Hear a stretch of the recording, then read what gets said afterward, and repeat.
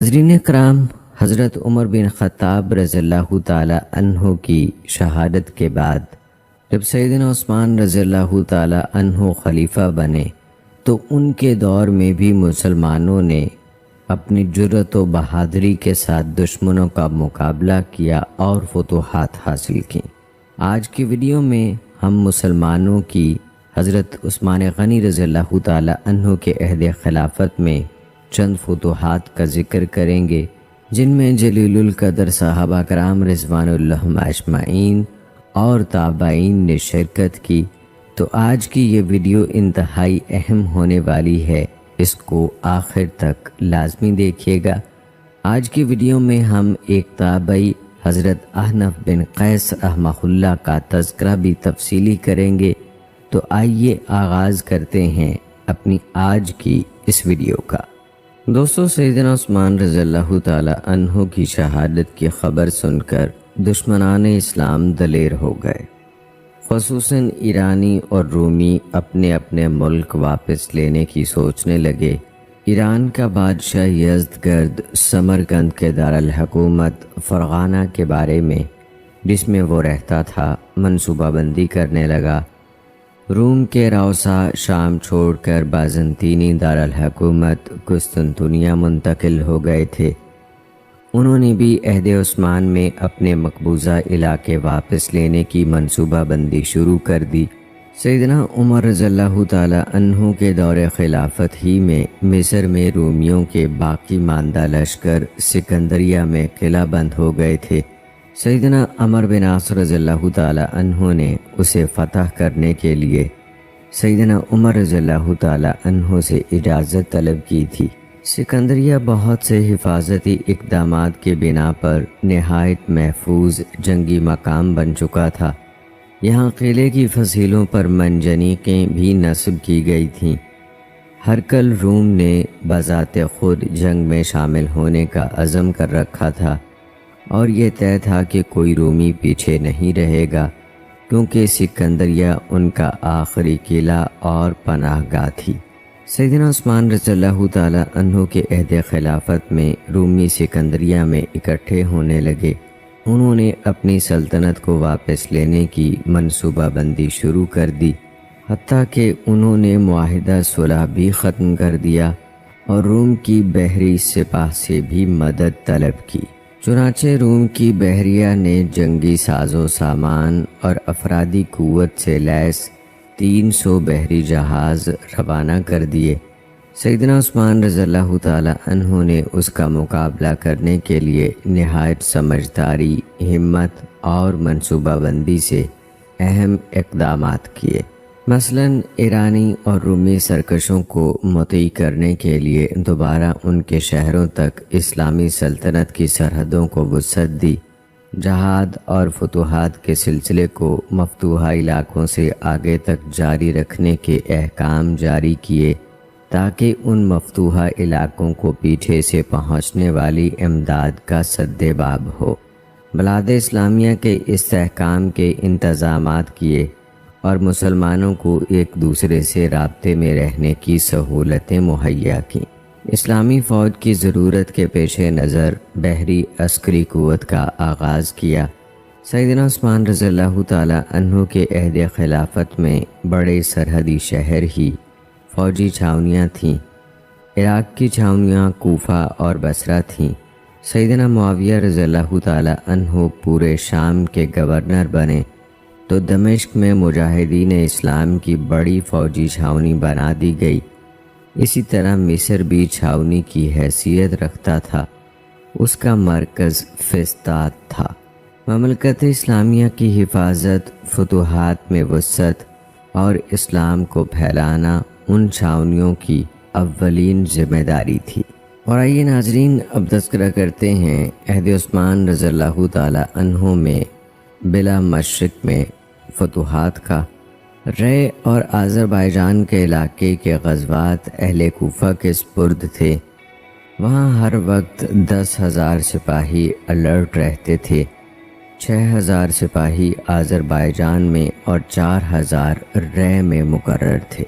کوفہ کی کل باقاعدہ فوج 40,000 نفری تھی۔ ان میں سے ہر سال 10,000 فوجی ڈیوٹی دیتے تھے۔ اس طرح ہر سپاہی 4 سال کے بعد 1 سال کے لیے عسکری ڈیوٹی دیتا تھا۔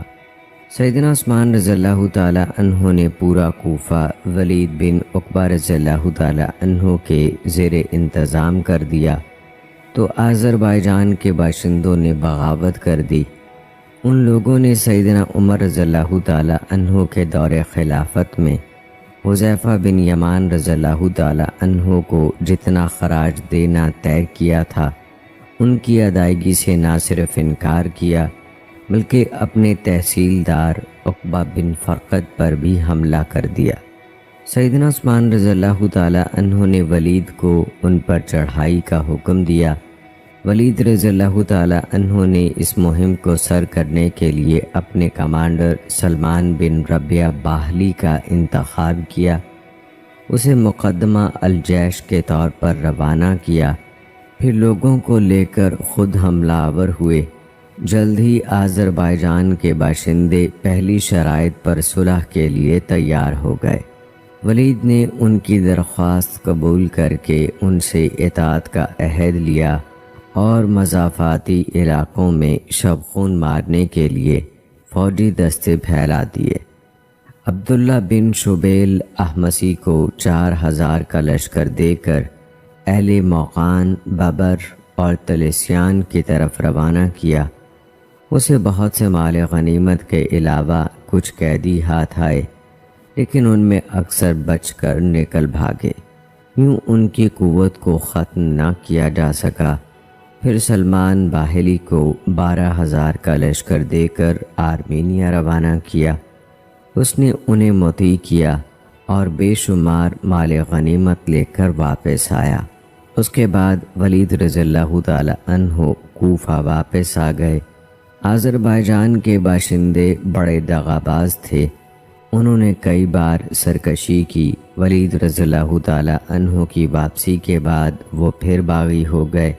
اب آذربائیجان کے والی سیدنا اشعث بن قیس رضی اللہ تعالی عنہ نے ولید بن عقبہ رضی اللہ تعالی عنہ سے کمک طلب کی تو انہوں نے کوفہ سے ایک لشکر روانہ کیا۔ اشعث بن قیس رضی اللہ تعالی عنہ نے باغیوں کو شکست فاش دی۔ بالآخر وہ صلح کرنے پر مجبور ہو گئے۔ اشعث بن قیس رضی اللہ تعالی عنہ نے پہلی شرائط پر ان سے صلح کر لی۔ اشعث بن قیس رضی اللہ تعالی عنہ کو خدشہ لاحق ہوا کہ کہیں یہ لوگ دوبارہ بغاوت نہ کر دیں۔ اس خدشے کے پیش نظر انہوں نے اہل عرب کی ایک فوج محافظ دستے کے طور پر بھرتی کی، ان کی باقاعدہ تنخواہ مقرر کی، ان کے ناموں کا اندراج کیا اور انہیں حکم دیا کہ وہ لوگوں کو اسلام کی دعوت دیں۔ جب سعید بن عاص رضی اللہ تعالی عنہ آذربائیجان کے گورنر مقرر کیے گئے تو وہاں کے باشندوں نے دوبارہ بغاوت کر دی۔ سیدنا عثمان رضی اللہ تعالی عنہ نے جریر بن عبداللہ بجلی رضی اللہ تعالی عنہ کو ان پر چڑھائی کا حکم دیا۔ انہوں نے باغیوں کو شکست دے کر ان کے رئیس کو قتل کر دیا۔ اس کے بعد کے حالات معمول پر رہے، بہت سے قبائل مسلمان ہو گئے اور انہوں نے قرآن کریم سیکھ لیا۔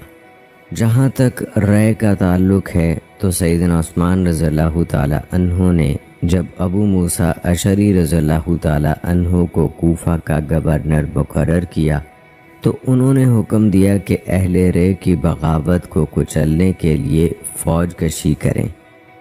انہوں نے قریظہ بن کعب انصاری کی قیادت میں ایک فوجی دستہ اہل رے پر حملے کے لیے روانہ کیا۔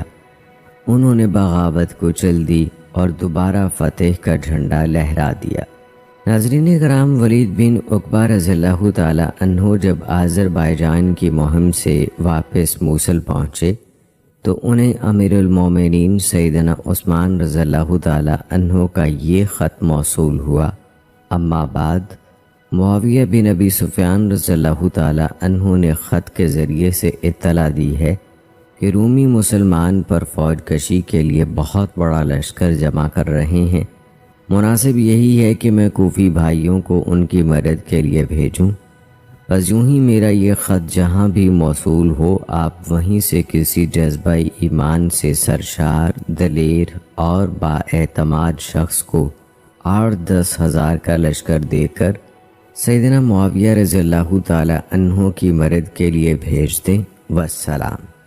خط ملتے ہی ولید رضی اللہ تعالی عنہ نے لوگوں سے خطاب کیا۔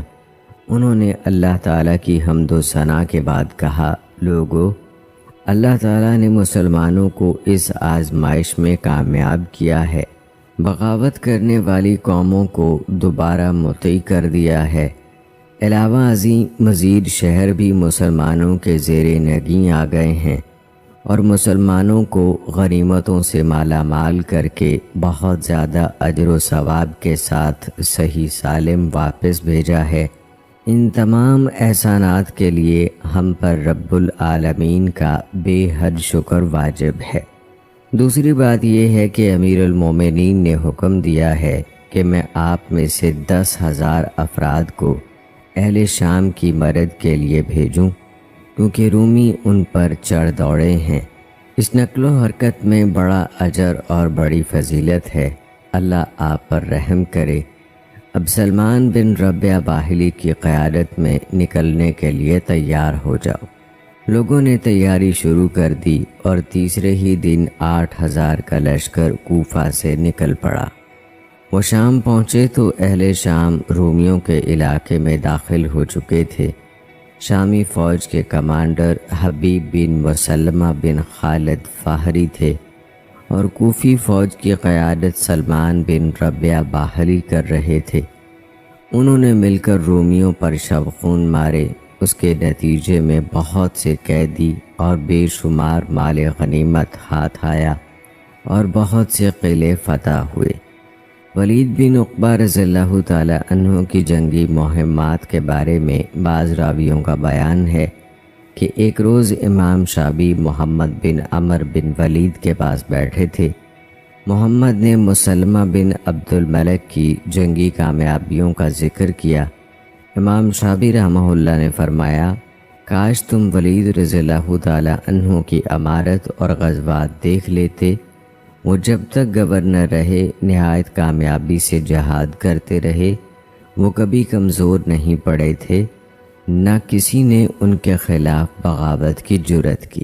آئیے ناظرین اب تذکرہ کرتے ہیں سیدنا سعید بن عاص رضی اللہ تعالی عنہ کی طبرستان پر فوج کشی کا۔ 30 ہجری کو سعید بن عاص رضی اللہ تعالی عنہ کوفہ سے خراسان پر چڑھائی کے لیے نکلے۔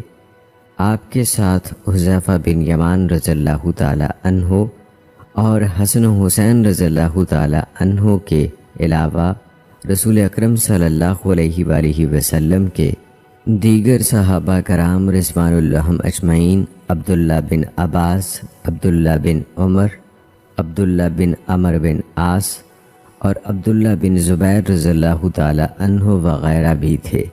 ادھر بصرہ سے عبداللہ بن عامر رضی اللہ تعالی عنہ بھی خراسان پر چڑھائی کے لیے جا رہے تھے۔ وہ سعید رضی اللہ تعالی عنہ سے پہلے خراسان پہنچ گئے۔ انہوں نے ابر شہر میں پڑاؤ ڈالا۔ ابر شہر میں ان کے پڑاؤ کی خبر سعید رضی اللہ تعالی عنہ کو ملی تو انہوں نے قومس میں قیام کیا۔ قومس والوں کے ساتھ معاہدہ صلح تھا۔ سیدنا حذیفہ بن یمان رضی اللہ تعالی عنہ نے نہامند کی فتح کے بعد ان سے معاہدہ کیا تھا۔ سعید رضی اللہ تعالی عنہ جرجان کی طرف بڑھے۔ وہاں کے باشندوں نے 2 لاکھ درہم جزیے پر مصالحت کر لی۔ وہاں سے انہوں نے تمیسا کا رخ کیا۔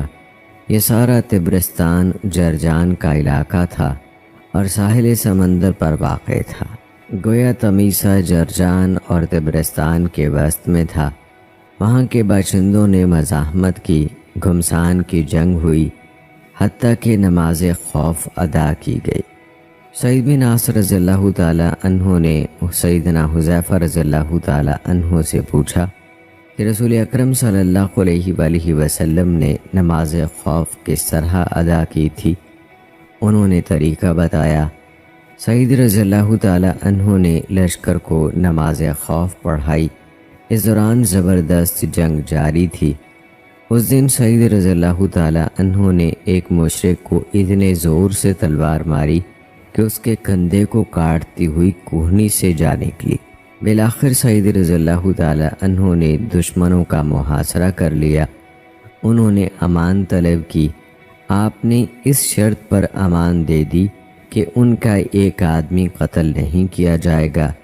جب انہوں نے قلعے کا دروازہ کھولا تو سعید رضی اللہ تعالیٰ عنہ نے ایک شخص کے علاوہ سب کو قتل کر دیا اور قلعے میں موجود سارا ساز و سامان اپنے قبضے میں لے لیا۔ جب سعید رضی اللہ تعالیٰ عنہ واپس کوفہ روانہ ہوئے تو قاب بن جعیل نے ان کے مداح میں اشعار پڑھے۔ سعید کیا خوب نوجوان ہیں، انہوں نے گھوڑا دوڑاتے ہوئے گولان کی پہاڑیوں کو بھی پیچھے چھوڑ دیا۔ جب وہ دستبا سے داخل ہوئے اور پھر ابرا جا پہنچے، سعید الخیر سمجھتے تھے کہ میری سواری ٹھہر گئی تو اس کی کونچیں کاٹ دی جائیں گی۔ اے سعید، آپ شوب والے دن جنگل کے ایسے شیر معلوم ہو رہے تھے جو اپنے مسکن سے نکل کر صحرا نشیں ہو گیا۔ آپ اس دن 80,000 زرہ پوش اور بے زرہ فوجیوں پر اس طرح حکومت کر رہے تھے کہ اس جیسی حکومت کسی نے نہیں کی۔ ناظرین، سیدنا عبداللہ بن عامر رضی اللہ تعالی عنہ نے بصرہ واپس پہنچ کر ایران کا رخ کیا اور اسے فتح کر لیا۔ یزدگرد 30 ہجری وجوز یعنی ارد شیر خیرہ سے بھاگ نکلا۔ ابن عامر نے مجاشع بن مسعود سلمی کو اس کا پیچھا کرنے کا حکم دیا۔ اس نے کرمان تک اس کا پیچھا کیا۔ بالآخر مجاشع نے سیر جان میں پڑاؤ ڈالا اور یزدگرد خراسان بھاگ گیا۔ ناظرین، یزدگرد کے قتل کے بارے میں مورخین کے مابین اختلاف پایا جاتا ہے۔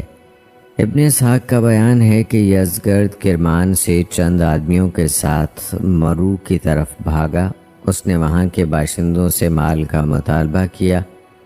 ان لوگوں نے انکار کر دیا، لیکن انہیں اس سے خطرہ لاحق ہوا تو انہوں نے ترکوں کو اس خطرے سے آگاہ کیا۔ ترکوں نے آ کر اس کے ساتھیوں کو قتل کر دیا۔ یزدگرد وہاں سے بھاگ کھڑا ہوا۔ اس نے نہر مرغاب کے کنارے ایک چکی بنانے والے کے پاس پناہ لی۔ اس شخص نے اسے رات کو نیند کی حالت میں قتل کر دیا۔ طبری کی روایت کے مطابق یزدگرد عربوں کے کرمان میں داخل ہونے سے پہلے ہی وہاں سے بھاگ گیا تھا۔ وہ تبسان اور کاستان سے ہوتا ہوا 4000 نفر کے لشکر کے ساتھ مرو پہنچا تاکہ خراسان میں دوبارہ اپنی جمعیت اکٹھی کر کے عربوں کا مقابلہ کر سکے۔ وہاں اسے باہم دشمنی اور حسد رکھنے والے 2 سرداروں سے واسطہ پڑا۔ ایک کا نام براز اور دوسرے کا نام سنجان تھا۔ ان دونوں نے یزدگرد کی اطاعت کی۔ وہ مرو میں مقیم ہو گیا۔ اس نے براز کو زیادہ اہمیت دی، اس وجہ سے وہ سنجان سے پہلے سے بھی زیادہ حسد کرنے لگا۔ ادھر براز سنجان کو ہلاک کرنے کی منصوبہ بندی کرنے لگا اور یزدگرد کو اس کے خلاف بھرنے لگا۔ بالآخر براز نے سنجان کے قتل کا پکا ارادہ کر لیا۔ سنجان کو یزدگرد اور براز کے اس منصوبے کا علم ہوا تو وہ محتاط ہو گیا۔ اس نے یزدگرد اور براز کے مقابلے کے لیے فوج تیار کی اور جس محل میں یزدگرد ٹھہرا ہوا تھا اس پر حملہ کر دیا۔ براز کو اس بات کا علم ہوا تو وہ سنجان کی فوج کی کثرت سے خائف ہو کر لڑائی سے باز رہا۔ ادھر یزدگرد بھی سنجان کی فوج سے خوف زدہ ہو گیا۔ وہ بھیس بدل کر پیدل ہی نکل پڑا تاکہ اپنی جان بچا سکے۔ ابھی 2 فرسخ ہی چلا تھا کہ اسے ایک پنچکی نظر آئی۔ وہ پنچکی والے کے گھر میں گھس گیا۔ وہ تھک ہار کر بیٹھ گیا۔ چکی والے نے دیکھا کہ باوقار لباس میں ملبوس ایک شخص اس کے گھر میں پناہ کا خواستگار ہے تو اس نے چٹائی بچھا دی۔ یزدگرد چٹائی پر بیٹھ گیا۔ اس دوران وہ اس کے لیے کھانا لایا۔ یزدگرد نے کھانا کھایا۔ ایک دن اور ایک رات وہ اس کے پاس رہا۔ چکی والے نے اس سے کچھ مانگا۔ یزدگرد نے اسے جواہرات سے مرصع ایک کڑا دے دیا۔ چکی والے نے وہ کڑا لینے سے انکار کر دیا اور کہا، مجھے اس کی بجائے چند درہم دے دو تاکہ میں ان میں سے اپنے کھانے پینے کا سامان خرید سکوں۔ یزدگرد بولا، میرے پاس درہم نہیں ہے۔ اس کے بعد چکی والا اس کی خوشامد کرتا رہا۔ اسی دوران یزدگرد سو گیا۔ اب چکی والا اٹھا اور کلہاڑا لے کر یزدگرد پر ٹوٹ پڑا۔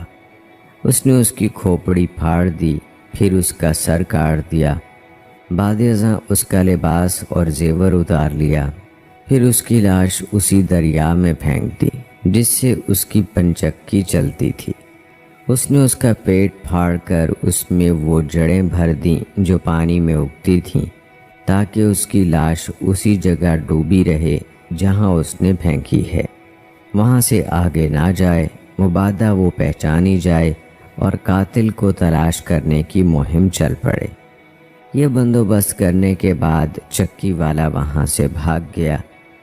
ایک روایت میں ہے کہ ترک یزدگرد کو ڈھونڈتے ہوئے چکی والے کے پاس پہنچے۔ انہوں نے حیرت سے دیکھا کہ چکی والے نے یزدگرد کو قتل کر کے اس کے لباس اور زیورات پر قبضہ کر رکھا ہے۔ انہوں نے چکی والے کو اس کے خاندان سمیت قتل کر دیا۔ یزدگرد کا سامان قبضے میں لے لیا، پھر یزدگرد کی لاش تابوت میں ڈال کر الصخر پہنچا دی۔ طبری نے دونوں طرح کی روایات تفصیل سے نقل کی ہیں اور یزدگرد کو پیش آنے والے ان حالات و حوادث کا بھی ذکر کیا ہے جن کی وجہ سے اس کی موت واقع ہوئی۔ بعض روایات میں ہے کہ جب یزدگرد کو قتل کیا جانے لگا تو اس نے درخواست کی کہ مجھے قتل نہ کرو۔ پھر وہ بولا، افسوس ہے تم پر، ہم نے اپنی کتابوں میں پڑھا ہے کہ جس نے بادشاہوں کو قتل کرنے کی جرات کی، اللہ اسے دنیا میں آگ میں جلنے کا مزہ چکھائے گا، لہٰذا مجھے قتل نہ کرو، مجھے اپنے گورنر کے پاس لے جاؤ یا عربوں کے پاس بھیج دو، کیونکہ عرب میرے جیسے بادشاہوں کے ساتھ شرم و لحاظ کا سلوک کرتے ہیں۔ یزدگرد 20 سال تک حکمران رہا۔ اس مدت میں سے 4 سال نہایت شان و شوکت اور سکون سے گزرے۔ باقی 16 سال وہ اسلام اور اہل اسلام کے ڈر سے در بدر کی ٹھوکریں کھاتا رہا۔ وہ فارس کا آخری مطلق العنان حکمران تھا۔ پاک ہے وہ ذات جو ساری عظمتوں، رفتوں اور شہنشاہیت کی مالک ہے۔ وہ باری تعالیٰ جو ہمیشہ سے زندہ ہے اور سدا زندہ رہے گا۔ اس کے سوا کوئی معبود حقیقی نہیں۔ اس کی ذات کے سوا ہر چیز فانی ہے۔ اسی کا حکم چلتا ہے۔ سبھی کو اسی کی طرف پلٹ کر جانا ہے۔ اسی کی سلطنت کو دوام اور بادشاہت کو بقا ہے۔ رسول اکرم صلی اللہ علیہ وآلہ وسلم نے روم اور ایران کے بادشاہوں کے متعلق فرمایا تھا، کسریٰ ہلاک ہو گیا، اب اس کے بعد کوئی کسریٰ نہیں ہوگا، اور جب کیسر ہلاک ہو جائے گا تو اس کے بعد کوئی کیسر نہیں آئے گا۔ ان دونوں کے خزانے اللہ کی راہ میں ضرور تقسیم کیے جائیں گے۔ ناظرین، یزدگرد کے قتل کی خبر اہواز کے ایلیا نامی شخص کو ملی۔ وہ مرو میں عیسائیوں کا مذہبی رہنما تھا۔ اس نے اپنے گرد و نواح کے عیسائیوں کو جمع کیا اور ان سے کہا، ایران کا بادشاہ قتل کر دیا گیا ہے۔ وہ شہریار بن کسریٰ کا فرزند تھا۔ شہریار شیریں کا فرزند تھا اور شیریں عیسائی مومنہ تھی۔ تم ملکہ شیریں کے اپنے ہم مذہبوں پر احسانات سے واقف ہو۔ یزدگرد میں عیسائیت کا اثر پایا جاتا تھا۔ اس کے جد امجد کسریٰ کی سلطنت میں عیسائیوں کی بڑی قدر و منزلت تھی۔ اس سے پہلے بھی ایرانی بادشاہوں نے بھلائی کے بڑے کام کیے ہیں۔ انہوں نے عیسائیوں کے لیے گرجے اور عبادت خانے تعمیر کرائے اور عیسائیت کو فروغ دینے کے لیے بڑی خدمات انجام دیں۔ لہٰذا ہمیں بھی چاہیے کہ یزدگرد کے قتل پر سوگ منائیں، کیونکہ اس کی دادی شیریں کے ہم پر بہت سے احسانات ہیں۔ میں چاہتا ہوں کہ اس کے لیے مقبرہ تعمیر کروں اور اس کی لاش کو باعزت طور پر دفن کر دوں۔ عیسائیوں نے کہا، اے مطران، ہم آپ کے حکم کے تابع ہیں، ہم آپ کی رائے کی حمایت کرتے ہیں۔ پھر مطران کے حکم پر مرو میں پادریوں کے باغ میں ایک مقبرہ تعمیر کیا گیا۔ اس کے بعد مطران مرو کے چند عیسائیوں کے ساتھ نہر پر گیا۔ یزدگرد کی لاش نہر سے نکال کر تابوت میں رکھی، اس کے ساتھ وہ تابوت مقبرے تک اٹھا لائے، وہاں اسے دفن کیا گیا۔ پھر انہوں نے مقبرے کا دروازہ بند کر دیا۔ ناظرین، 31 ہجری میں عبداللہ بن عامر رضی اللہ تعالی عنہ خراسان کی طرف بڑھے اور ابر شہر، طوس، بیورد اور نسا کو فتح کرتے ہوئے سرخس جا پہنچے۔ اسی سال اہل مرو نے ان سے مصالحت کر لی۔ سکن بن قتادہ ارینی کا بیان ہے کہ عبداللہ بن عامر رضی اللہ تعالی عنہ ایران فتح کرنے کے بعد بصرہ واپس آ گئے اور استخر پر شریک بن عور حارسی کو حاکم مقرر کیا۔ اس نے وہاں مسجد استخر تعمیر کرائی۔ ابن عامر کے پاس قبیلہ بنو تمیم کا ایک شخص آیا، اس کا نام احنف بن قیس یا اوس بن جابز جیشمی تھا۔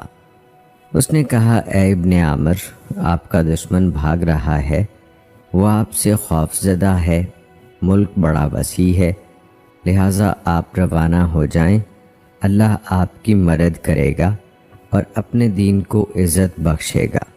چنانچہ ابن عامر رضی اللہ تعالی عنہ نے تیاری شروع کر دی اور لوگوں کو جہاد کے لیے نکلنے کا حکم دیا۔ بصرہ پر زیاد کو اپنا جانشین مقرر کیا، خود کرمان کا رخ کیا، پھر خراسان کی طرف قدم بڑھا دیے۔ بعض مورخین کہتے ہیں کہ انہوں نے پہلے اصفہان کا رخ کیا، پھر خراسان کی طرف بڑھے۔ پہلی روایت کے مطابق کرمان پر مجاش بن مسعود ثقفی کو عامل مقرر کیا اور خود 80 فرسخ دور وابر کے جنگل کا قصد کیا۔ وہاں سے تبسان روانہ ہوئے۔ منزل مقصود نشا پور کا شہر اب شہر تھا۔ ان کے ہر اول دستے پر احنف بن قیس کمانڈر مقرر تھے۔ ابن عامر کہستان سے ہوتے ہوئے ابر شہر پہنچے۔ وہاں ان کی اہل ہرات کے ہیبات اللہ سے مڑ بھیڑ ہو گئی۔ احنف بن قیس نے ان سے جنگ کی۔ اہل ہرات شکست کھا کر بھاگے اور ابن عامر نشاپور آ گئے۔ ایک روایت کے مطابق ابن عامر ابر شہر میں مقیم ہوئے۔ آدھا ابر شہر تلوار کے زور پر فتح کیا، باقی نصف کنارہ کے قبضے میں تھا۔ نسا اور طوس کا نصف حصہ بھی اس کے قبضے میں تھا، اس لیے ابن عامر مرو کی طرف نہیں جا سکے۔ کنارہ نے اپنا بیٹا ابو سلط اور بھتیجا سلیم بطور رہن دے کر ابو عامر سے مصالحت کر لی۔ ابن عامر رضی اللہ تعالی عنہ نے عبداللہ بن خازم کو ہرات اور حاتم بن نعمان کو مرو بھیجا اور کنارہ کے دونوں بیٹے نعمان بن افقم نسلی کے حوالے کر دیے۔ اس نے انہیں آزاد کر دیا۔ ناظرین، جیسے کہ ہم آپ کو بتا چکے ہیں کہ ابن عامر رضی اللہ تعالی عنہ نے ابر شہر اور اس کے گرد و نواح طوس، بیورد، نیسا اور ہمران کے علاقے فتح کر لیے اور سرخس تک جا پہنچے۔ وہاں سے ابن عامر رضی اللہ تعالی عنہ نے اسود بن کلثوم ادوی کو بیہق کی طرف روانہ کیا۔ یہ علاقہ ابر شہر سے 16 فرسخ یعنی تقریباً 128 کلومیٹر کے فاصلے پر تھا۔ انہوں نے بیہق کو فتح کر لیا، مگر اس دوران خود شہید ہو گئے۔ وہ نہایت فاضل اور دیندار انسان تھے اور عامر بن عبداللہ عنبری کے ساتھیوں میں سے تھے۔ عامر بن عبداللہ اسود بن کلثوم کے بصرہ سے چلے جانے کے بعد فرمایا کرتے تھے، مجھے عراق کی 3 چیزوں پر ہمیشہ حسرت رہے گی۔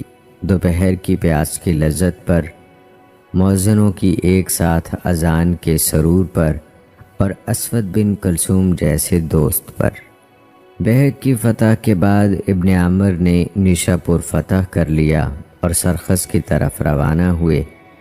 وہاں اہل مرو کی طرف سے پیغام آیا کہ وہ مصالحت کرنا چاہتے ہیں۔ چنانچہ ابن عامر نے حاتم بن نعمان باہلی کو اہل مرو سے مصالحت کے لیے بھیجا۔ حاتم نے وہاں کے حاکم براز سے 22 لاکھ درہم سالانہ خراج لینے کی شرط پر صلح کر لی۔ ناظرین کرام، سیدنا عثمان رضی اللہ تعالیٰ عنہ نے سعید بن عاص رضی اللہ تعالیٰ عنہ کو لکھا کہ وہ سلمان بن ربیہ باہلی کو باب الابواب دربند کی جنگ کے لیے روانہ کریں، اور عبد الرحمن بن ربیہ باہلی کو، جو پہلے ہی باب الابواب کے مقام پر متعین تھے، تحریر فرمایا۔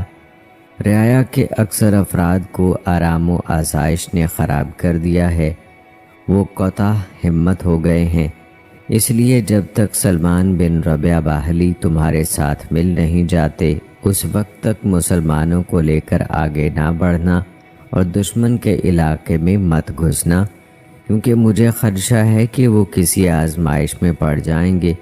عبد الرحمن بن ربیہ باہلی نے خط کی پرواہ کیے بغیر پیش قدمی جاری رکھی۔ وہ ہر قیمت پر بلنجر فتح کرنا چاہتے تھے۔ سیدنا عثمان رضی اللہ تعالیٰ عنہ کے خلافت کے 9ویں سال انہوں نے بلنجر پر حملہ کیا۔ جب وہاں پہنچے تو دشمنوں نے اپنے شہر کو ہر طرف سے بند کر لیا۔ انہوں نے منجنیقیں اور گولے برسانے والی مشینیں پہلے ہی نصب کر رکھی تھیں۔ جو بھی ان کے قریب جاتا وہ اسے زخمی یا قتل کر دیتے۔ اس طرح مسلمانوں کو بہت بڑا نقصان اٹھانا پڑا۔ ادھر ترکوں نے بھی اہل بلنجر سے امدادی فوجی بھیجنے کا وعدہ کر رکھا تھا۔ جب ان کی امدادی فوج پہنچی تو اہل بلنجر شہر سے باہر نکل آئے، پھر خوب گھمسان کی جنگ ہوئی۔ عبد الرحمن بن ربیہ باہلی، جنہیں ذی-النور کہا جاتا تھا، شہید ہو گئے۔ مسلمانوں کو شکست ہوئی، وہ منتشر ہو کر پسپا ہو گئے۔ جن لوگوں نے سلمان بن ربیہ باہلی والا راستہ اختیار کیا تو وہ انہیں باب سے صحیح سلامت لے کر نکل گئے۔ خضر یا دوسرے شہروں کا راستہ اختیار کیا، پھر گولان اور جرجان جا نکلے۔ ان میں سیدنا سلمان فارسی اور سیدنا ابو ہریرہ رضی اللہ تعالی عنہ بھی تھے۔ دشمنوں نے عبد الرحمن بن ربیہ کی میت پر قبضہ کر لیا اور اسے ایک صندوق میں رکھ دیا۔ میت انہی کے قبضے میں رہی۔ وہ اس کے وسیلے سے اپنے عقیدے کے مطابق بارش اور فتح و نصرت کی دعائیں مانگتے تھے۔ ان کی نسلیں آج تک ایسا ہی کرتی چلی آ رہی ہیں۔ ناظرین، 32 ہجری میں جب عبد الرحمن بن ربیہ باہلی شہید ہو گئے تو سعید بن عاص رضی اللہ تعالیٰ عنہ نے ان کی جگہ سلمان بن ربیہ باہلی کو حاکم بنایا۔ ادھر سیدنا عثمان رضی اللہ تعالیٰ عنہ نے خلافت کے 10ویں سال صغر سرحدی علاقے کی طرف اہل شام کی امدادی فوج بھیجی۔ اس فوج کے کمانڈر حبیب بن مسلمہ تھے۔ اصولی طور پر حبیب بن مسلمہ سلمان کے ماتحت تھے، لیکن سلمان اور حبیب کے مابین امارت کے مسئلے پر جھگڑا کھڑا ہو گیا۔ حبیب نے سلمان کی امارت تسلیم کرنے سے انکار کر دیا۔ اہل شام نے کہا ہم سلمان کو ماریں گے۔ اس پر اہل کوفہ نے کہا اگر تم نے ایسا کیا تو ہم حبیب کی پٹائی کریں گے اور اسے قید کر دیں گے۔ اگر تم مطیع نہ ہوئے تو ہمارے اور تمہارے مابین بڑی خونریزی ہوگی۔ دونوں طرف مقتولوں کی تعداد بہت زیادہ ہو جائے گی۔ اوس بن مغرہ کوفی نے اس بارے میں اشعار کہے اگر تم سلمان کو مارو گے تو ہم تمہارے کمانڈر حبیب کی پٹائی کریں گے۔ اگر تم ابن عفان کے پاس جاؤ گے تو ہم بھی جائیں گے۔ اگر تم انصاف سے کام لو تو سرحدی علاقہ ہمارے امیر کے ماتحت ہے۔ یہ دیکھو امیر فوجوں کو لے کر آ رہا ہے۔ ہم سرحد کے حاکم ہیں، ہم ہی اس کی حفاظت کرتے ہیں، ہم تیر اندازی کرتے رہیں گے اور دشمن کو نکیل ڈالتے رہیں گے۔ اللہ تعالیٰ کی توفیق سے مسلمانوں نے اس فتنے پر قابو پا لیا۔ ابھی ان میں حذیفہ بن یمان رضی اللہ تعالیٰ عنہ جیسے جلیل القدر صحابی موجود تھے۔ وہ اہل کوفہ کے لشکر میں شامل تھے۔ انہوں نے اس سرحد پر 3 غزوات میں شرکت کی۔ تیسرے غزوے میں انہیں سیدنا عثمان رضی اللہ تعالیٰ عنہ کی شہادت کی خبر ملی۔ ناظرین، آئیے اب ذکر کرتے ہیں 32 ہجری میں ابن عامر رضی اللہ تعالیٰ عنہ کی فتوحات کا۔ 32 ہجری میں سیدنا عبداللہ بن عامر رضی اللہ تعالیٰ عنہ نے مروروز، تالکان، فاریاب، جوزجان اور تخرستان کے علاقے فتح کیے۔ اس کی تفصیل یہ ہے کہ ابن عامر رضی اللہ تعالیٰ عنہ نے احنف بن قیس کو مروروز کی طرف روانہ کیا۔ انہوں نے وہاں کے باشندوں کا محاصرہ کر لیا۔ وہ جنگ کے لیے نکلے، لیکن مسلمانوں نے انہیں شکست دی، یہاں تک کہ وہ قلعہ بند ہو کر بیٹھ گئے۔ انہوں نے قلعے سے جھانک کر کہا، اے اہل عرب، ہم تو تمہیں کچھ سمجھتے تھے، لیکن تم کچھ اور ہی نکلے۔ ہم پہلے ہی سے تمہارا اندازہ ہوتا تھا، تمہارا ہمارا معاملہ بہت مختلف ہوتا۔ ہمیں ایک دن غور کرنے کی مہلت دو اور اپنے لشکر کی طرف واپس چلے جاؤ۔ احنف بن قیس واپس چلے گئے۔ صبح ہوئی، مسلمان جنگ کی تیاری کر کے نکلے۔ اچانک ایک اجمی خط لے کر شہر سے باہر آیا اور کہا، میں قاصد ہوں، مجھے امان دی جائے۔ مسلمانوں نے اسے امان دے دی۔ وہ مروروز کے حاکم کا بھتیجا تھا اور ترجمان کی حیثیت سے احنف کے نام خط لے کر حاضر ہوا تھا۔ انہوں نے خط پڑھا تو وہ سپہ سالار کے نام تھا۔ اس میں یہ عبارت لکھی ہوئی تھی، ہم اس اللہ کی تعریف کرتے ہیں جس کے قبضے میں دنیا کی سلطنتیں ہیں۔ وہ جس سلطنت میں چاہے انقلاب پیدا کرتا ہے اور جسے چاہے ذلت کے بعد سرفراز کر دیتا ہے اور جسے چاہے بلندی کے بعد زوال دے دیتا ہے۔ میں آپ سے مصالحت اور جنگ بندی پر اس لیے آمادہ ہوا ہوں کہ میرے جد امجد مسلمان ہو گئے تھے اور آپ کے حاکم نے انہیں بڑا اعزاز بخشا تھا اور بہت عزت کا سلوک کیا تھا۔ اس لیے میں آپ کا خیر مقدم کرتا ہوں، آپ کو خوش آمدید کہتا ہوں اور صلح کی پیشکش کرتا ہوں۔ میری شرط یہ ہے کہ میں آپ کو سالانہ 60,000 درہم خراج ادا کروں گا، تاہم وہ جائیداد بدستور میرے پاس رہنے دی جائے گی جو شہنشاہ کسریٰ نے میرے پردادا کو اس وقت اس لیے عطا کی تھی کہ انہوں نے ایک ایسے اژدہے کو مار ڈالا تھا جس نے کئی آدمیوں کو نگل لیا تھا اور لوگوں پر کاشتکاری والی زمینوں اور دیہات کے راستے بند کر دیے تھے۔ میری یہ شرط بھی قبول فرمائیں کہ آپ میرے اہل خانہ کے کسی فرد سے خراج نہیں لیں گے، سرداری بھی میرے ہی خاندان کے پاس رہنے دیں گے۔ اگر آپ مجھے یہ رعایت دیں تو میں آپ کی خدمت میں آ جاؤں گا۔ میں نے ان شرائط کی توثیق کرانے کے لیے اپنے بھتیجے ماہک کو آپ کے پاس بھیجا ہے۔ اس کے جواب میں سیدنا احنف بن قیس رحمہ اللہ نے لکھا، صخر بن قیس سپہ سالار کی طرف سے مروروز کے حاکم بازان، اس کی کابینہ اور دیگر اہل عجم کے نام۔ سلامتی ہو اس پر جس نے اسلام کی پیروی کی، ایمان لایا اور تقوی اختیار کیا۔ تمہارا بھتیجا میرے پاس آیا، اس نے تمہارے لیے مخلصانہ کوششیں کیں، تمہارا پیغام پہنچایا۔ میں نے یہ معاملہ اپنے مسلمان ساتھیوں کے سامنے رکھا، کیونکہ ہم سب تمہارے بارے میں فیصلہ کرنے کا برابر حق رکھتے ہیں۔ ہم تمہاری شرائط قبول کرتے ہیں، بشرط یہ کہ تم اپنے کسانوں اور رعایا کی طرف سے ان زمینوں کے عوض جو ظالم کسریٰ نے خود تمہارے پردادا کو اژدہا مارنے کے عوض دی تھیں 60,000 درہم ادا کرتے رہو یاد رکھو یہ زمین اللہ کی ہے، وہ اپنے بندوں میں سے جسے چاہتا ہے وارث بناتا ہے۔ تم پر مسلمانوں کی مدد کرنا فرض ہوگا۔ اگر مسلمان چاہیں گے تو تمہیں اپنی فوج سمیت مسلمانوں کے دشمنوں سے لڑنا ہوگا۔ اگر تم سے تمہاری قوم یا مذہب کا کوئی فرد جنگ کرے گا تو مسلمان تمہاری مدد کریں گے۔ یہ وثیقہ میں نے لکھ دیا ہے تاکہ میرے بعد تمہارے لیے مفید ہو۔ تم پر تمہارے اہل خانہ پر اور قریبی رشتہ داروں پر خراج لاگو نہیں ہوگا۔ ہاں، اگر تم اسلام قبول کر لو اور رسول اکرم صلی اللہ علیہ وآلہ وسلم کی پیروی کر لو تو تمہیں مسلمانوں کی طرف سے عطیات و وظائف اور بڑی قدر و منزلت ملے گی۔ اس طرح تم ہماری اسلامی برادری میں شامل ہو جاؤ گے۔ اس تحریر کا میں، میرے والد، تمام مسلمان اور ان کے آباء و اجداد ذمہ دار ہیں۔ ابن عامر نے اہل مرو سے صلح کر لی اور احنف بن قیس کو 4000 کا لشکر دے کر تخارستان کی طرف روانہ کیا۔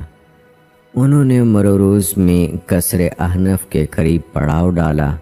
تخارستان، جوزجان، تالکان اور فاریاب کی اتحادی فوجیں جمع ہو گئیں اور ان 3 ڈویژنوں کی فوج 30,000 نفری پر مشتمل تھی۔ سیدنا احنف کو اتحادی فوجوں کے جمع ہونے کا علم ہوا تو انہوں نے مسلمانوں سے مشورہ کیا۔ سب نے اپنی اپنی رائے دی۔ کسی نے کہا ہم کو مرو واپس چلے جانا چاہیے، کسی نے کہا ابر شہر پر واپس چلے جائیں۔ بعض کی رائے یہ تھی کہ یہیں مقیم رہ کر مزید فوج طلب کی جائے۔ کسی نے رائے دی کہ مقابلہ کیا جائے۔ شام ہوئی، سیدنا احنف لشکر میں گشت کرنے نکلے تاکہ عام سپاہیوں کی رائے لے سکیں۔ وہ ایک خیمے کے پاس سے گزرے۔ ایک شخص آگ جلا رہا تھا یا آٹا گوندھ رہا تھا اور اپنے ساتھیوں سے باتیں بھی کرتا جا رہا تھا۔ وہ لوگ جنگ کے بارے میں باتیں کر رہے تھے۔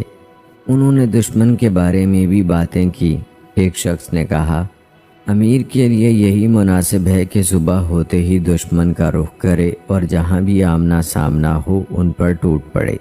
اس طرح دشمن مروب ہو جائے گا اور ہماری دھاک بیٹھ جائے گی۔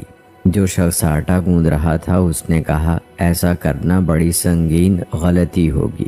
کیا تم یہ مشورہ دیتے ہو کہ وہ ان کی سرحد اور وطن کے اندر چلا جائے اور ہمارے چند ہزار افراد کو کھلے صحرا میں دشمن کے جمع غفیر سے لڑا دیا جائے؟ اس طرح دشمن ہمیں ایک ہی حملے میں نیست و نابود کر دے گا۔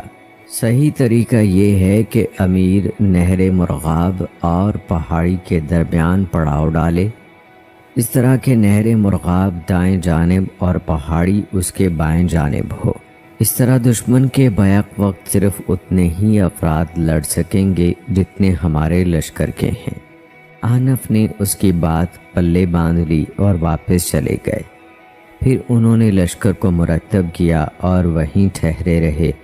اس دوران مرو کے باشندوں نے امداد کی پیشکش کی، لیکن احنف نے یہ کہہ کر اس کی پیشکش ٹھکرا دی کہ میں مشرکوں سے مدد طلب نہیں کرتا۔ انہوں نے مزید کہا تم لوگوں سے بس یہی مطلوب ہے کہ تم اپنے معاہدوں پر کاربند رہو۔ اگر ہم کامیاب ہو گئے تو ہم اپنی شرائط پر قائم رہیں گے۔ اگر دشمن کامیاب ہو گیا اور پھر تم سے اس نے لڑائی کی تو تم اپنے دفاع میں لڑنا۔ اس دوران عصر کی نماز کا وقت ہو گیا۔ مسلمان نماز میں مصروف ہوئے تو کافر تیزی سے جھپٹ پڑے۔ زوردار مقابلہ ہوا یہاں تک کہ شام ہو گئی۔ اس دوران احنف ایک شاعر ابن جویا آرجی کے شعر گنگنا رہے تھے۔ آج وہ شخص موت کو ناپسند نہ کرنے کا زیادہ حقدار ہے جو مضبوط غلام ہو اور اس کی اولاد بھی نہ ہو۔ ایک روایت میں ہے کہ رات گئے تک جنگ جاری رہی، پھر اللہ تعالیٰ نے دشمنوں کو شکست دے دی۔ مسلمانوں نے دباؤ جاری رکھا یہاں تک کہ دشمن مقام رسکن تک پسپا ہوتا چلا گیا۔ یہ علاقہ قصر احنف سے تقریباً 12 فرسخ کے فاصلے پر ہے۔ مرو روز کا حاکم ابھی تک جزیے کی رقم دینے میں متردد تھا۔ وہ مسلمانوں کی فتح یا شکست کا انتظار کر رہا تھا۔ جب احنف کو جنگ میں فتح ہو گئی تو انہوں نے مرزبان سے خراج لینے کے لیے اپنے 2 نمائندے بھیجے اور انہیں حکم دیا کہ پہلے رقم وصول کرنا پھر بات کرنا۔ انہوں نے اسی طرح کیا۔ مرزبان جان گیا کہ انہیں فتح ہو گئی ہے، اس لیے تو انہوں نے آتے ہی خراج کا مطالبہ کر دیا، لہٰذا اس نے خراج کی رقم دے دی۔ احنف بن قیس رحمہ اللہ نے اقرا بن حابس تمیمی رضی اللہ تعالی عنہ کو شاہ سواروں کا ایک دستہ دے کر جوزجان روانہ کیا اور حکم دیا کہ بچے کھچے جنگجوؤں کا خاتمہ کر دو۔ اقرا بن حابس رضی اللہ تعالی عنہ جب وہاں پہنچے تو دشمنوں نے مسلمانوں کا مقابلہ کیا۔ مسلمانوں کے کچھ سوار شہید ہو گئے، پھر اللہ تعالیٰ نے مسلمانوں کو فتح سے سرفراز فرمایا۔ انہوں نے دشمنوں کو شکست دے کر انہیں قتل کر دیا۔ ناظرین، سیدنا احنف بن قیس رحمہ اللہ مرو روز سے بلخ گئے۔ وہاں انہوں نے دشمن کا محاصرہ کر لیا۔ وہاں کے باشندوں نے ان سے 4 لاکھ درہم کی رقم ادا کرنے پر صلح کی درخواست کی۔ انہوں نے یہ رقم قبول کر لی۔ اپنے چچا زاد اسید بن متمشس کو رقم وصول کرنے کی ذمہ داری سونپی اور خود خارزم چلے گئے۔ موسم سرما شروع ہونے تک وہیں مقیم رہے۔ سردی کی وجہ سے مزید اقدام مشکل ہو گیا۔ انہوں نے اپنے ساتھیوں سے رائے لی۔ انہوں نے کہا، عمر بن مادی قرب کا شعر ہے، جب تم کوئی کام نہ کر سکو تو اسے چھوڑ دو اور اس کی بجائے وہ کام کرو جسے تم انجام دے سکو۔ اس پر سیدنا احنف نے کوچ کرنے کا حکم دیا اور بلخ لوٹ آئے۔ اس وقت تک ان کے چچا زاد بھائی اسید بن متشمس مصالحت کی رقم وصول کر چکے تھے۔ اخراج کی وصولی کے موقع پر مہرجان کا تہوار آ گیا۔ اہل بلخ نے اسید کو سونے چاندی کے برتن، درہم و دینار، ساز و سامان اور کپڑے پیش کیے۔ اسید نے پوچھا، کیا یہ چیزیں بھی اس معاہدے میں شامل ہیں جس کے تحت ہم نے تم سے صلح کی تھی؟ انہوں نے کہا، نہیں، مگر ہم یہ چیزیں اس دن اپنے حاکم کو اس کی ہمدردی حاصل کرنے کے لیے دیتے ہیں۔ اسید نے پوچھا، آج کیا دن ہے؟ انہوں نے کہا، آج مہرجان یعنی میلہ یا عید ہے۔ اسید نے کہا، میں نہیں جانتا کہ اس دن کی کوئی اہمیت ہے، لیکن میں یہ تحائف بھی واپس نہیں کرنا چاہتا۔ ہو سکتا ہے یہ میرا حق ہو، لہٰذا میں لے لیتا ہوں، لیکن اسے الگ رکھوں گا تاکہ بعد میں اس کے بارے میں غور کروں۔ انہوں نے وہ تحائف وصول کر لیے اور سیدنا احنف کو صورتحال بتائی۔ احنف نے تحائف دینے والوں سے تفصیل طلب کی تو انہوں نے وہی جواب دیا جو اسید کو دے چکے تھے۔ انہوں نے کہا، میں یہ سامان امیر عبداللہ بن عامر رضی اللہ تعالی عنہ کے پاس لے جاؤں گا۔ چنانچہ وہ یہ تحائف ابن عامر کے پاس لے گئے اور اس کی تفصیل بتائی تو انہوں نے کہا، اے ابو بہر، انہیں اپنے پاس رکھو، یہ تحائف آپ ہی کے ہیں۔ اس پر احنف بن قیس نے کہا، مجھے ان کی ضرورت نہیں۔ ابن عامر رضی اللہ تعالی عنہ نے کہا، مسمار، اسے تم لے لو۔ چنانچہ مسمار قریشی نے اسے وصول کر لیا اور ان کا نام مزم پڑ گیا۔ ناظرین، جب سیدنا احنف بن قیس بن عامر رضی اللہ تعالی عنہ کے ہاں واپس آئے تو لوگوں نے ابن عامر سے کہا، کسی کے ہاتھوں اتنی فتوحات نہیں ہوئیں جتنی تمہارے ہاتھوں ہوئی ہیں۔ ایران، کرمان، سجستان اور خراسان کا سارا علاقہ تمہارے ہاتھوں فتح ہوا ہے۔ اس پر ابن عامر رضی اللہ تعالی عنہ نے کہا، تب تو میرے لیے ضروری ہے کہ میں ان کامیابیوں کا شکر اس طرح ادا کروں کہ اپنی اقامت گاہ ہی سے احرام باندھ لوں اور عمرہ ادا کرنے جاؤں۔ چنانچہ ابن عامر رضی اللہ تعالی عنہ نے نشاپور ہی سے عمرے کا احرام باندھ لیا۔ جب وہ سیدنا عثمان رضی اللہ تعالی عنہ کی خدمت میں پہنچے تو آپ نے انہیں خراسان سے احرام باندھنے پر ملامت کی اور فرمایا کاش تم میقات سے احرام باندھتے جہاں دوسرے مسلمان احرام باندھتے ہیں۔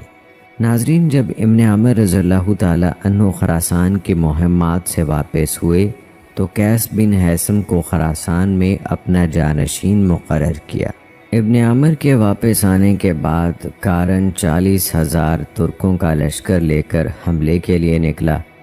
عبداللہ بن خازم بھی 4,000 کا لشکر لے کر کارن کے مقابلے کے لیے نکلے۔ جب شام ہوئی تو انہوں نے 600 سپاہیوں کا ہر اول دستہ آگے بھیجا اور انہیں حکم دیا کہ نیزوں کی نوک پر روئی اور تیل لگا کر آگ روشن کریں۔ وہ آدھی رات ہی کو کارن کے لشکر پر ٹوٹ پڑے۔ ترکوں کے اوسان خطا ہو گئے۔ وہ سمجھ ہی نہ سکے کہ یہ کیا آفت آن پڑی ہے۔ اس طرح مسلمانوں کے مختصر سے ہر اول دستے ہی نے دشمن کے 40,000 کے لشکر کو جنگ میں الجھائے رکھا۔ اس دوران ابن خازن نے باقی فوج کو ساتھ لے کر ان کا گھیراؤ کر لیا۔ ترک دم دبا کر بھاگے، مسلمانوں نے ان کا پیچھا کیا۔ بہت سے فوجیوں کو واصل جہنم کیا، کارن بھی مارا گیا۔ دشمن کے بہت سے فوجی قیدی بنا لیے گئے اور بے شمار مال غنیمت مسلمانوں کے ہاتھ لگا۔ ابن خازن نے اس فتح کی خوشخبری ابن عامر کو دی تو وہ اس سے راضی ہو گئے اور اسے خراسان کی حکومت پر بحال رکھا۔ اس کا پس منظر یہ ہے کہ اس نے ایک ہیلے کے ذریعے سے سابق حاکم قیس بن حاسم کو خراسان سے نکال دیا تھا اور خود کارن سے جنگ کرنے میں مشغول ہو گیا تھا، جبکہ قیس کو خود ابن عامر اپنا جانشین مقرر کر گئے تھے۔ غرض یہ کہ جب ابن خازن نے کارن کو شکست دے کر اور اس کے ساز و سامان پر قبضہ کر کے ابن عامر کو یہ خوشخبری سنائی تو وہ خوش ہو گئے اور اسے خراسان کی حکومت پر بحال رکھا۔ اس طرح سیدنا عثمان رضی اللہ تعالی عنہ نے مشرق میں اٹھنے والی شورشوں اور بغاوتوں کا سد باب کیا۔ فتوحات کا سلسلہ مسلسل جاری رہا۔ بغاوتیں مسلمانوں کو کمزور نہ کر سکیں۔ انہیں کچلنے کے لیے خلیفہ راشد ہر آن مستعد رہے۔ ان کے عزم و استقلال میں ذرا بھی کمی نہیں آئی۔ انہوں نے بڑی جرأت کے ساتھ ہر چیلنج کا مقابلہ کیا اور بڑی تیزی سے حالات کا رخ پھیر دیا۔ آپ نے امدادی مہمات شروع کیں، نہایت قابل، اہل اور باصلاحیت افراد کو مختلف ذمہ داریاں سونپیں۔ تاریخ طبری، ابن کثیر اور قلائی میں وارد واقعات سے معلوم ہوتا ہے کہ سیدنا عثمان رضی اللہ تعالی عنہ نے جن حضرات کو سرکاری عہدوں اور قیادت کے لیے منتخب کیا وہ اپنے مناصب کی پوری طرح اہل تھے۔ انہوں نے نہایت کامیابی سے فتوحات کا دائرہ وسیع کیا اور پریشان کن صورتحال پر خوش اسلوبی سے قابو پا لیا۔ وہ نہایت موزوں افراد تھے اور ان کا انتخاب الہامی تھا۔ اس کے ساتھ ساتھ سیدنا عثمان رضی اللہ تعالی عنہ اس بات سے بھی بخوبی واقف تھے کہ جہاد کی ذمہ داری بہت مشکل اور بڑی اہم ہے، جو بھرپور توجہ اور رہنمائی کا تقاضا کرتی ہے۔ اس وقت جدال و قتال کا دائرہ کار نہایت وسیع ہو چکا تھا۔ نت نئے فتنے سر اٹھا رہے تھے۔ سب سے بڑی مشکل یہ تھی کہ شہروں کی مسافت بہت زیادہ تھی۔ سیدنا عثمان رضی اللہ تعالی عنہ نے مسند خلافت پر جلوہ افروز ہونے کے بعد جس طرح اور جس تیزی سے درپیش مشکلات پر قابو پایا، وہ ان کے استقلال، عزم و ہمت اور بردباری، حد درجہ احتیاط، شخصی قوت اور پختہ بصیرت کی بڑی روشن دلیل ہے۔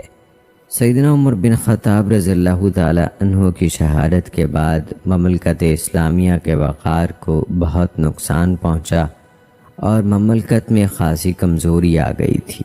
اس عظمت اور وقار کو دوبارہ بحال کرنے میں اللہ تعالیٰ کی ذات اقدس کے فضل و کرم کے بعد سیدنا عثمان رضی اللہ تعالی عنہ کی مسائی جمیلہ نہایت مؤثر طور پر کار فرما ہیں اور آپ کے اقدامات کے نہایت شاندار نتائج سامنے آئے۔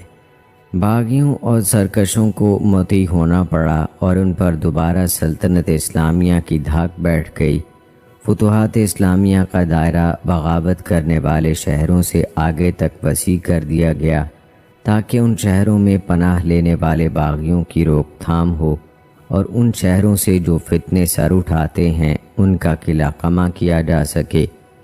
مفتوحہ شہروں کی حفاظت کے لیے مسلمانوں نے باقاعدہ ضابطے مقرر کیے جن کی روشنی میں وہ ان شہروں کی نگرانی کرتے تھے۔ ناظرین، سیدنا عثمان رضی اللہ تعالی عنہ کے عہد خلافت میں عظیم الشان فتوحات ہوئیں۔ مناسب ہے کہ عہد عثمان رضی اللہ تعالی عنہ کی فتوحات کے چیدہ کمانڈروں کے حالات زندگی پر بھی ویڈیو کے آخر میں روشنی ڈالی جائے تو ان میں سے سب سے زیادہ ذکر جو کیا گیا ہے وہ احنف بن قیس رحمہ اللہ ہیں۔ آپ کا اصل نام ضحاک یا صخر تھا، لیکن آپ ابو بحر احنف بن قیس کے نام سے مشہور تھے۔ سلسلہ نسب یہ ہے: احنف بن قیس بن معاویہ بن حسین بن حفص بن عبادہ تمیمی۔ والدہ کا نام ہبہ بنت عمر بن کرت باہلہ تھا۔ ان کے بھائی اختل بن کرت بہادری میں اپنی مثال آپ تھے۔ احنف بن قیس اپنے اس ماموں پر فخر کرتے ہوئے کہا کرتے تھے: میرے ماموں جیسا بھلا کس کا ماموں ہے۔ آپ بڑے بلند مرتبہ کبار تابعین میں سے تھے، اپنی قوم کے نہایت مقبول لیڈر تھے۔ نہ صرف اپنی قوم کے بلکہ اہل بصرہ کے بھی سردار تھے۔ آپ لوگوں کے طبقات، طباع اور میلانات کے اختلاف کے باوجود ہر دل عزیز اور بااعتماد تھے۔ آپ کا شمار دانا، دور اندیش اور صاحب عقل و بصیرت لوگوں میں ہوتا تھا۔ آپ دیندار، ذہین و فطین اور فصیح و بلیغ تھے۔ آپ کا حلم ایک ضرب المثل بن گیا تھا۔ آپ کے بارے میں خالد بن صفوان نے کہا تھا: احنف بن قیس شرف اور جاہ و جلال سے دور بھاگتے تھے، لیکن شرف ان کا پیچھا کرتا تھا۔ ناظرین، احنف بن قیس رحمہ اللہ نہایت حلیم اور بردبار تھے۔ آپ کے حلم کی مثال دی جاتی تھی۔ ایک مرتبہ پوچھا گیا کہ حلم کسے کہتے ہیں؟ فرمایا: صبر کے ساتھ ساتھ عجز و انکسار اختیار کرنا۔ لوگ آپ کے حلم پر تعجب کرتے تو آپ فرماتے: مجھے بھی تمہاری طرح غصہ آتا ہے، لیکن میں صبر سے کام لیتا ہوں۔ میں نے حلم قیس بن عاصم منقری سے سیکھا ہے۔ اس کے بیٹے کو اس کے بھتیجے نے قتل کر دیا۔ قاتل کے ہاتھ پاؤں باندھ کر اس کے سامنے پیش کیا گیا تاکہ قصاص لے لیں، لیکن قیس نے کہا: تم نے اس نوجوان کو خوفزدہ کر دیا ہے۔ پھر نوجوان کی طرف متوجہ ہو کر کہا: تم نے بہت برا کیا، اپنی تعداد گھٹا دی، اپنی قوت کو کمزور کیا، دشمن کو ہنسایا اور اپنی قوم سے برا سلوک کیا۔ پھر لوگوں سے مخاطب ہو کر کہا: اسے چھوڑ دو اور مقتول کی ماں کو دیت ادا کر دو، کیونکہ وہ تنہا ہو چکی ہے۔ قاتل چلا گیا۔ قیس نے پہلو تک نہ بدلا، نہ اس کے چہرے پر کوئی تغیر پیدا ہوا۔ ناظرین، احنف بن قیس رحمہ اللہ نہایت عاقل اور دور اندیش انسان تھے۔ ایک مرتبہ انہوں نے کہا: جس آدمی میں 4 خوبیاں ہوں وہ بلا مقابلہ اور بغیر روک ٹوک اپنی قوم کا سردار بن جاتا ہے۔ جس کا دین اسے ظلم و زیادتی سے روکتا ہو، جس کا حسب اس کی حفاظت کرتا ہو، جس کی عقل اس کی رہنمائی کرتی ہو اور جس کی حیا اسے رذائل سے منع کرتی ہو۔ ان کا قول ہے: عقل سب سے بہترین ساتھی ہے، ادب سب سے عمدہ میراث ہے، اور اللہ تعالیٰ کی طرف سے توفیق بہترین رفیق ہے۔ وہ فرماتے تھے: میں نے کسی کی عدم موجودگی میں اس کی برائی نہیں کی۔ جب آپ سے کسی آدمی کا ذکر کیا جاتا تو آپ فرماتے: اسے اس کے حال پر چھوڑ دو، وہ اپنا ہی رزق کھاتا ہے، اور اسے موت آ جائے گی۔ ایک روز ان کے بھتیجے نے ڈاڑھ کے درد کی شکایت کی تو فرمانے لگے 30 سال سے میری آنکھ کی بینائی ختم ہو چکی ہے، لیکن میں نے اس کا کسی سے ذکر تک نہیں کیا۔ مزید فرمایا جب مجھ سے کسی بلند مرتبت نے جھگڑا کیا تو میں نے اس کی قدر و منزلت کا اعتراف کر لیا اور لڑائی ختم کر دی۔ جب کسی نچلے درجے کے شخص نے مجھ سے الجھنے کی کوشش کی میں نے اسے جھگڑنا اپنی شان کے خلاف سمجھا۔ ہاں اگر کسی ہم پلہ سے واسطہ پڑا تو میں اس پر فضیلت لے گیا۔ آپ نہایت سقا، عالم دین، امانت دار اور کمگو تھے۔ آپ نے سیدنا عمر بن خطاب، عثمان بن عفان، علی بن ابی طالب اور ابو ذر غفاری رضوان اللہ اجمعین سے روایت کی ہے، اور آپ سے روایت کرنے والے حسن بصری رحمہ اللہ اور عروہ بن زبیر رضی اللہ تعالی عنہ وغیرہ ہیں۔ آپ کا شمار سیدنا معاویہ رضی اللہ تعالی عنہ کے دور کے معروف فقہاء میں ہوتا ہے۔ آپ نہایت حکیم اور دانا تھے، ہمیشہ پرمغز اور نصیحت آموز گفتگو فرماتے تھے۔ آپ نہایت فصیح اللسان اور قادر الکلام تھے۔